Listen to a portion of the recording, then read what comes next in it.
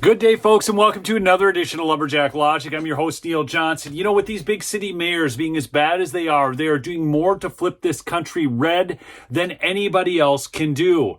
And you have to ask yourself now, why are they doing it? One of the things that Democrats have always done is they've been willing to pay a political price for long-term long-term consequences for you. So I want you to think in terms of 2024 and what's going to happen as a result of the policies like this. The city of Denver does not want headlines that it's laying off employees in order to pay for the migrant crisis. But the city is telling hourly employees that they may have their hours reduced to zero. Just don't call them layoffs.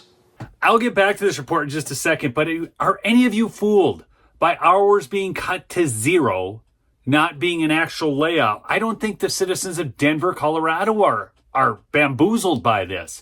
And so I didn't know who this Mike Johnston was, so I went and looked. They just did an article in Axios on him. What's on Mayor Mike Johnston's 2024 to-do list? The whole list is terrible. This is the stuff that's going to drive people to Trump.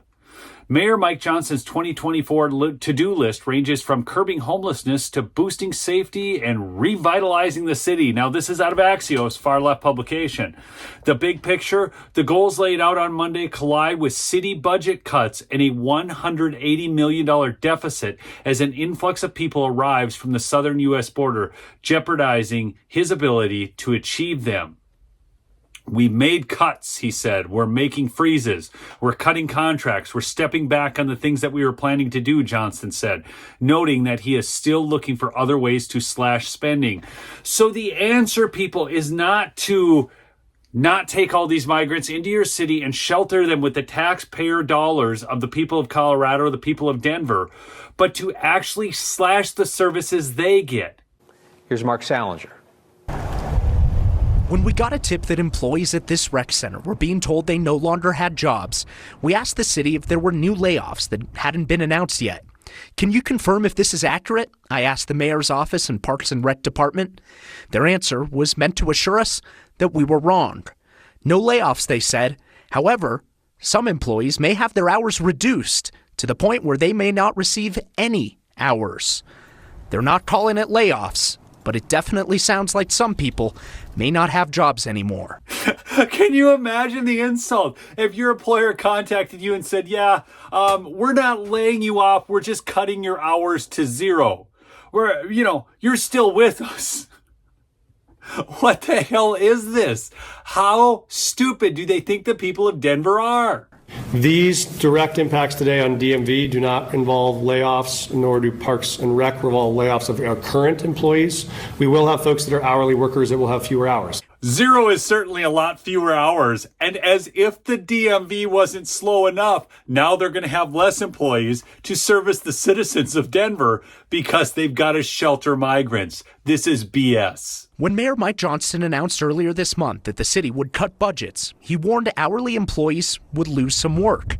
Now we know they could lose all their work. I don't want to hide the fact that this matters a lot to those people that are on the front lines. Statements like this really piss me off. I don't want to hide the fact that it matters. He's so empathetic, right? When the real solution to this is just to send the migrants back and shut the border.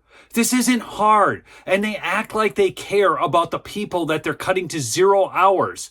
So to add insult to injury, you're taking the money from the people to give to the illegal people and then not giving the services to the people who are actually your citizens. And on top of that, taking people and bringing their paycheck to zero. The Parks and Rec department tells us everyone from front desk workers to coaches to lifeguards are considered on-call employees that could be impacted by these cuts.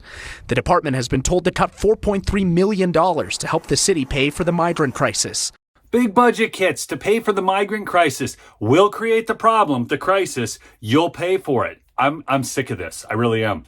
Okay, he says his 2024 agenda currently includes sheltering 1,000 more people experiencing homelessness, reducing violent gun crime by 20%, and increasing resident satisfaction with Denver's emergency response system by 15%.